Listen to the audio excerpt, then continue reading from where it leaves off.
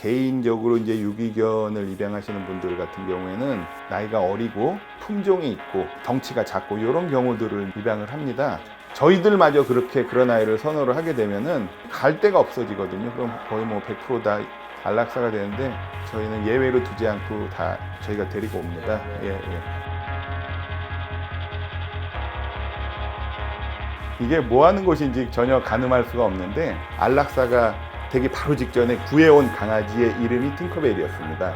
근데 살리려고 데리고 나왔는데 안타깝게 파보바이러스라는 병에 걸린 채 나와서 다음날 바로 죽었어요.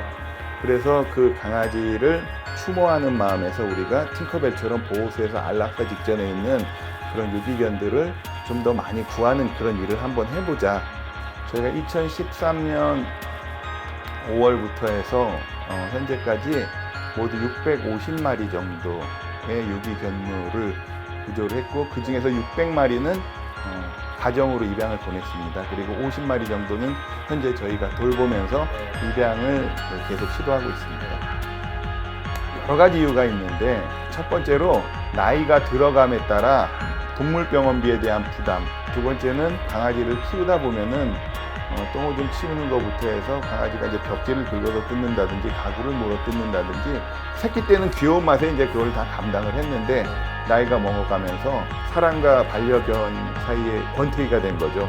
그때 자기가 키우던 그 반려견이나 반려묘를 버리는 그런 나이 어린 유기견들이 좀 여럿 있고요. 제일 처음에 가는 곳이 동물병원입니다. 몸에 면역 기능이 얼마나 있는지 심장사상충 검사, 홍역 검사, 파보 검사, 코로나 검사, 혈액 검사 이렇게 6가지 검사를 하는데 그 중에서 이제 병이 걸려 있는 경우에는 바로 치료에 들어갑니다. 검진과 중성화서 수술과 예방접종까지 하면은 수컷은 한 40만 원 정도 들고요. 암컷은 50만 원 정도 듭니다. 거기에다가 이제 심장사상충이 걸렸다든지 슬개골 탈구 수술을 해준다든지 피부병 중에 모낭충이라고 있어요. 치료에 일단 들어가면은 한 유기견당 100만 원에서 교통사고가 나서 심한 골절이 된 상태인데 게다가 엎친 데 덮친 격으로 심장사상충까지 걸린 그런 백구가 한 마리 있었는데 그게 같은 경우에 약 500만 원 정도의 비용이 들었었습니다. 100% 저희 회원들의 회비와 후원금으로 충당을 합니다.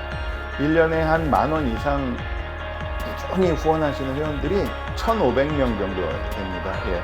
그 중에서 이제 매달 10,000원 이상 이제 정기 후원하는 분들은 한 800명 정도 되고요. 저희는 그래도 비교적 재정이 안정화된 그 동물보호단체에 속합니다. 저희가 구조한 유기견이나 묘들을 병원에서 치료하고 돌보고 입양 볼 때까지 관리를 할 수 있을 정도로 감당할 정도의 재원은 저희 회원들의 회비와 후원금으로 충당이 됩니다. 예. 살릴 수 있는 유기견들과 살리지 못한 유기견들 어느 애는 살리고 어느 애는 못 살리는 기준을 잡을 수가 없어요. 그래서 그때가 제일 괴로운 고민 중에 하나입니다. 독일은 유기견이라고 해가지고 기간이 지났다고 해서 안락사를 시키는 경우가 전혀 없습니다. 예. 우리나라 같은 경우에는 보호할 수 있는 공간이 부족하다는 이유로 유기견들이 안락사를 되는 거거든요. 안락사가 된 유기견이 없기 위해서는 유기되는 동물 자체의 숫자를 줄이는 게 가장 그 현실적인 대안이거든요. 법과 제도적으로 유기 동물의 수를 현저히 줄일 수 있는 예를 들면 지금 동물보호법상의 동물 생산업에 대한 일정한 제한. 전국에 있는 강아지 공장에서 1년에 50만 마리 정도를 생산해냅니다. 그 중에서 개인에게 분양되는 강아지는 한 20만 마리 돼요. 30만 마리는 죽어요. 독일 같은 경우에는 브리더 제도라고 그래가지고 내가 어떤 강아지를 갖고 싶다, 분양을 받고 싶다면 이미 2달 전에 신청을 해요. 그래가지고 2달 동안의 기다림과 그 2달 이후에 새끼가 나면은 그 새끼가 어미의 젖을 뗄 수 있는 2개월 정도 되는 시간을 또 충분히 더 들여서 총 한 4개월 정도 이상을 기다려서 그 새끼 강아지를 분양을 받습니다. 근데 우리나라 같은 경우에는 바로 펫샵에서 카드로 긁어서 살 수 있는 제도가 우리나라 제도거든요. 너무 쉽게 싸게 구입하는 이런 게 유기견 양산의 굉장히 큰 이유 중에 하나거든요. 그래서 그런 제도가 좀 법적으로 좀 규제가 좀 되어야 될 필요성이 있습니다. 저희가 지금 반려동물 등록제를 2013년부터 시행을 하고 있습니다.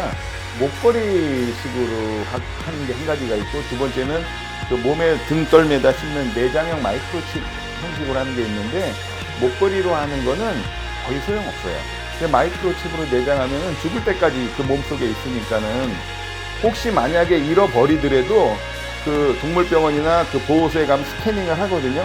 그럼 거기에 그 등록한 사람의 견주 정보가 바로 뜨니까는 제가 만약에 등록한 개를 혹시 실수로 잃어버렸으면 저한테 바로 연락이 와요. 그 반려동물 등록제를 좀 강력하게 시행을 해야지 돼요. 의무화가 돼 있음에도 불구하고 아직 안 하는 분들이 많이 있고요.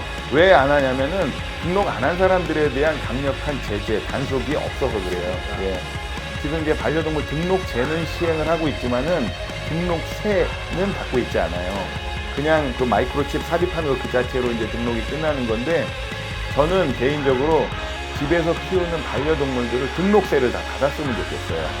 금액은 얼마라고 딱히 말할 수는 없지만 외국의 사례들을 좀 조사를 해서 작은 강아지는 뭐 한 10만 원, 그리고 좀 큰 개들은 뭐 20만 원 뭐 이런 식으로 해서 등록세를 받게 되면은 무책임하게 키우는 그 경우가 훨씬 현저하게 줄어들어서 유기견의 수도 감소가 되고 세금을 내고 등록하는 순간에 제대로 대접을 받을 수 있어요.